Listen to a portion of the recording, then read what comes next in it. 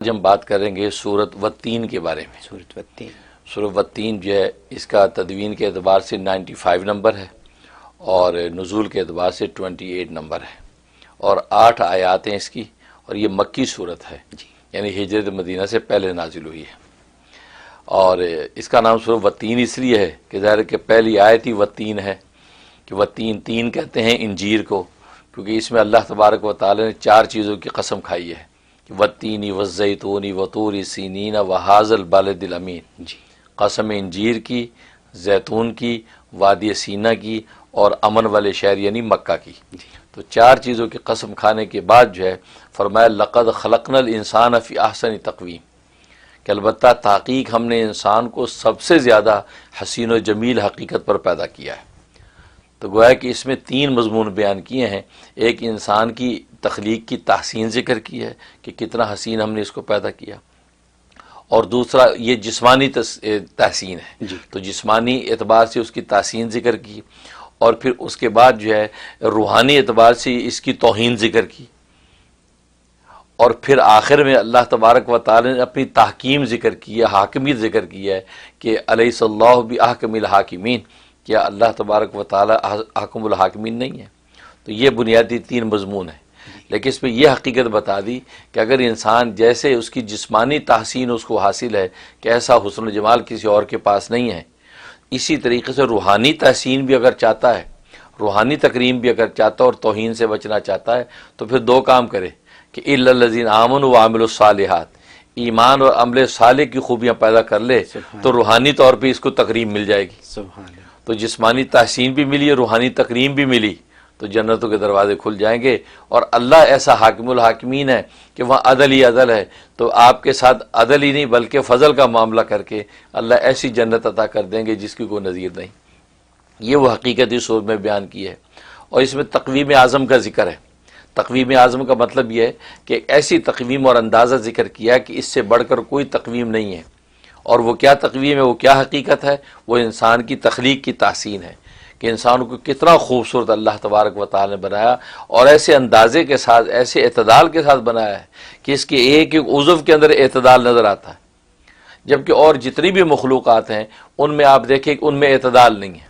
کسی کے ہاتھ چھوٹے ہیں تو پیر لمبے ہیں، کسی کی ناک لمبی ہے تو منہ چھوٹا ہے، کسی آنکھیں بڑی تو کان چھوٹے ہیں، کسی کے سر بڑا تو کان اس سے لمبے ہیں، تو اس طرح کی تو ہر جانور میں الگ الگ انداز، لیکن انسان واحد ہے کہ اس کے پورے اعضاء کو دیکھو تو پورے ظاہری اعضاء کے اندر جو اعتدال ہے وہ اس کی کوئی نظیر نہیں ہے۔ اس لیے اللہ نے یہ دعویٰ کیا اور 4 چیزوں کی قسم کھا کے دعویٰ کیا کہ لقد خلقنا الانسان فی احسن تقویم، ہم نے انسان سے زیادہ جو ہے حسین و جمیل حقیقت پر گویا کہ کسی کو پیدا نہیں کیا، انسان کو پیدا کیا، اور بتا یہ دیا کہ اس صرف یہ ظاہری جو تحسین انسان کی جسم اور خد و خال کی، یہ آخرت میں کوئی تعظیم اور تکریم نہیں دلا سکے گی۔ کیوں کہ اگر انسان اسی پر نازا اور فرا رہا اور اس نے وہ اپنی باطنی صلاحیت ایمان عمل صالح کی پیدا نہ کی تو ثم رددناہ اسفل سافلین، یہی خوبصورت انسان نیچو نیچ جہنم کے گڑھے میں ڈال دیں گے۔ لیکن الا الذین آمنوا وعملوا الصالحات، مگر وہ لوگ جو ایمان لائے اور اعمال صالح کرتے رہے، فلہم اجر غیر ممنون، ان کے لیے ایسا اجر ہم متعین کریں گے جو کبھی ختم نہیں ہوگا، یعنی ہمیشہ ہمیشہ کی جنتیں ان کو مل جائیں گی۔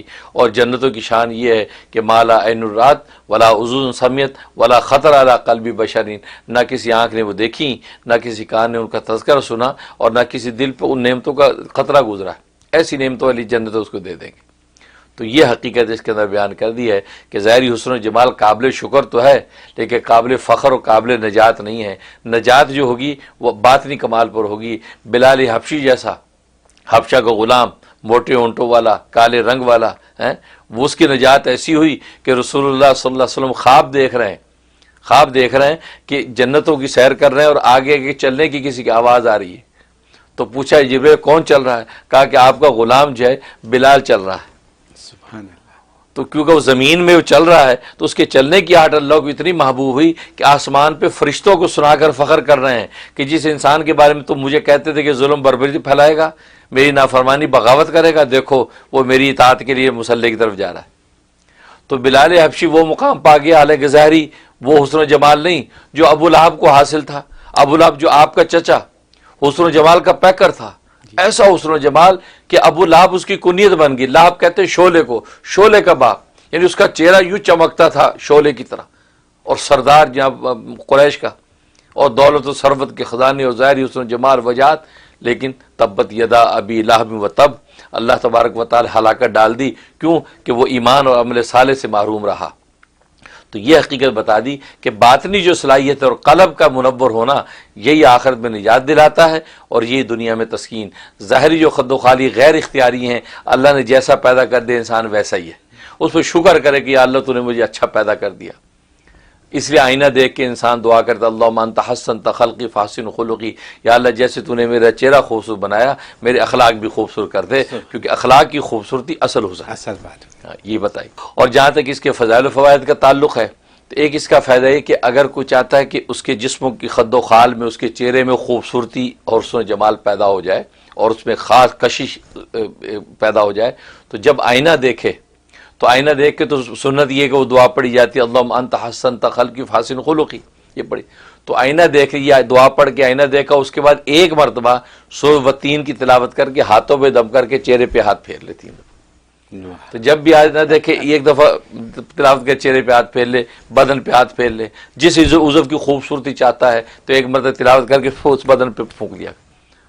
تو یہ 90 دن کی نیت سے عمل شروع کرے، اللہ تبارک و تعالی اس عضو کی خوبصورتی عطا فرما دیتی. سبحان اللہ. اور یہ آج ہر ایک چیز کی چاہت ضرورت ہے. بالکل، کیا مرد کیا عورتیں، کیا مرد عورتیں، بالکل. تو یہ اللہ تبارک و تعالی اس صورت میں یہ کمال رکھا. جی. اور دوسرا اس کا فائدہ یہ ہے کہ اگر آپ کا کھانا اس کے خراب ہونے کا خطرہ ہے، جی، فریج میں رکھ نہیں سکتے یا فریج ہے نہیں، یا فریج میں رکھ رہے اس میں بھی اندیشہ یا زیادہ دن پڑا ہے خراب نہ ہو جائے، تو سورۃ والتین 3 مرتبہ اس کھانے پہ دم کر دیا جائے. جی. دم کر کے اب اس کو کسی محفوظ جگہ پہ رکھیں تو فرمایا کہ کھانا خراب نہیں ہوتا، خراب نہیں ہوگا، بدبو و تعفن پیدا نہیں ہوگا. کمال ہے. ہاں، تو یہ زبردست فائدہ ہے کہ بعض دفعہ فریج بند ہو جاتا ہے، بجلی نہیں ہے، اب وہ کھانے پہ یہ دم کر دیں تو انشاءاللہ کھانے میں لذت بھی رہے گی اور کھانا خراب نہیں ہوگا. یہ اس کا زبردست فائدہ. اور ایک فائدہ یہ ہے کہ اگر گھر کے اندر جو ہے وہ یہ کیڑے مکوڑے آتے ہیں، تنگ کرتے ہیں اور آ کے خاص طور پہ کھانے پینے کی چیزیں خراب کرتے ہیں، جی، تو اس کے لیے فرمایا کہ یہ سورۃ والتین نمک کے اوپر دم کر کے وہ اس کو ان جگہوں پہ چھڑک دیں جس طرف کیڑوں کے آنے کا اندیشہ ہوتا ہے، تو اس پہ چھڑک دیں. اور یہ جو 11 دن پابندی سے کر لیں، انشاءاللہ گھر کے اندر اس طرح کی کیڑے مکوڑے جو کھانے کو خاص طور پہ خراب کرتے ہیں وہ دفع ہو جائیں گے. بلکہ ایک دفعہ یہ بھی لکھا ہے کہ اگر وہ کیا کہتے ہیں وہ بستر اور بیڈ کے اندر جو بگز ہو جاتے ہیں، بیڈ بگز کہتے ہیں غالباً، ہاں، تو بیڈ بگز ہو جاتے ہیں، اس کے سورۃ والتین 3 مرتبہ تلاوت کر کے پانی پہ دم کر کے اس کو اس کے بیڈ پہ چھڑک دیا جائے اور اچھی طرح پھونک دیا جائے. تو روزانہ یہ کر لیں، 21 دن پابندی سے کرتے رہیں تو بیڈ بگ وغیرہ جہاں بھی ہوں گے وہ وہاں سے نکل جائیں گے، دفع ہو جائیں گے. یہ اس کا فائدہ. جی. اور ایک فائدہ یہ کہ اگر دینی غفلت ہے کسی شخص میں، وہ انسان دنیاوی تعیش کے اندر پڑا ہوا ہے، اور مطلب اولادیں ہیں، کوئی شوہر ہے یا کسی کی بیوی ہے یا بہن ہے، بھائی ہے، تو کوئی بھی رشتہ ہے جس کے اندر یہ سی غفلت پیدا ہوئی ہے اور بس دنیا کی تعیش اسی میں لگا رہتا ہے، ظاہری کنگھی پٹی میں لگا رہتا ہے، لیکن روحانیت اور دین کی متوجہ نہیں ہوتا، تو سورۃ والتین 7 مرتبہ تلاوت کر کے اس کے کھانے پینے پہ پھونک دیا کریں. اور اگر دور ہے وہ شخص، کھانے پینے پہ دم کرنا ممکن نہیں، تو تصور میں پڑھ کے اس کے اوپر دم کر دیں اور ایک کٹورے میں پانی پہ پھونک کے اس پانی کو پودوں میں ڈال دیں. اور یہ 71 ڈیز کی نیت سے شروع کریں، انشاءاللہ بہت مجرب ہے کہ وہ اللہ تبارک و تعالیٰ کی طرف متوجہ ہوگا، اس کا قلب پاک ہوگا، اور ظاہری جو ہے وہ اپنی خوبصورتی کا لحاظ رکھنے کے ساتھ ساتھ اپنی باطن کی بھی فکر کرے گا. کیونکہ ظاہری خوبصورت لحاظ رکھنا منع نہیں ہے، لیکن باطن سے غافل ہونا منع ہے. لہذا دونوں کرے گا تو ربنا آتنا فی الدنیا حسنہ، دنیا میں بھی حسنہ پائے گا، وفی الآخرۃ حسنہ، آخرت میں بھی حسنہ پائے گا. تو یہ نفع ہے کہ دینی غفلت سے ختم. یہ والدین اپنے بچوں کے لیے کر سکتے ہیں، بالکل کرنا چاہیے. بچے گھر میں نہ ہوں یا گھر میں ہوں بھی تو بالکل ہوں تو کھانے پہ دم کر دیں، نہ ہو تو تصور میں ان کے اوپر پھونک دیں. جی. تو یہ اس کے بینیفٹس ہیں. اور جہاں تک خواب میں تعبیر کا تعلق ہے، اس کا مطلب ہے کہ اللہ تبارک و تعالی اس کو یہ توفیق عطا فرمائیں گے کہ غریبوں، مسکینوں، بیواؤں کو کھانا کھلائے گا، کھانا کھلائے گا، اس کی زندگی آسان ہوگی اور یہ اس کے رزق فراوانی ہوگی اور یہ اوروں میں بھی بانٹے گا. ایک مطلب یہ. اور دوسرا مطلب یہ کہ اللہ اس کو خاص علم عطا فرمائیں گے جس علم کا نفع خلق خدا کو پہنچے گا اور وہ علم یہ لوگوں کے اندر بانٹے گا، اس سے لوگ اس سے آسودہ حال ہوں گے، اس کے علم سے دینی دنیاوی فائدے حاصل کریں گے۔ اور ایک مطلب یہ ہے کہ یہ اس کی دعائیں اللہ تبارک و تعالیٰ قبول کریں گے، تو قبولیت دعا کا شرف اس کو ملے گا، اس کو نیکی کی طرف متوجہ کریں گے، اور پھر اللہ کے سامنے جو دعائیں کرے گا تو اللہ تبارک و تعالیٰ اس کی دعاؤں کو قبول کریں گے۔ اور ایک تعبیر یہ ہے کہ دنیا کے اندر اس کی زندگی آسان ہو جائے گی، اگر تنگی ترشی آئی ہوئی ہے وہ ختم ہو جانے والی ہے، اس کو دنیا میں راحت والی زندگی ملے گی، اور آخرت میں انشاءاللہ اللہ تبارک و تعالیٰ اس کی بخشش کر دیں گے۔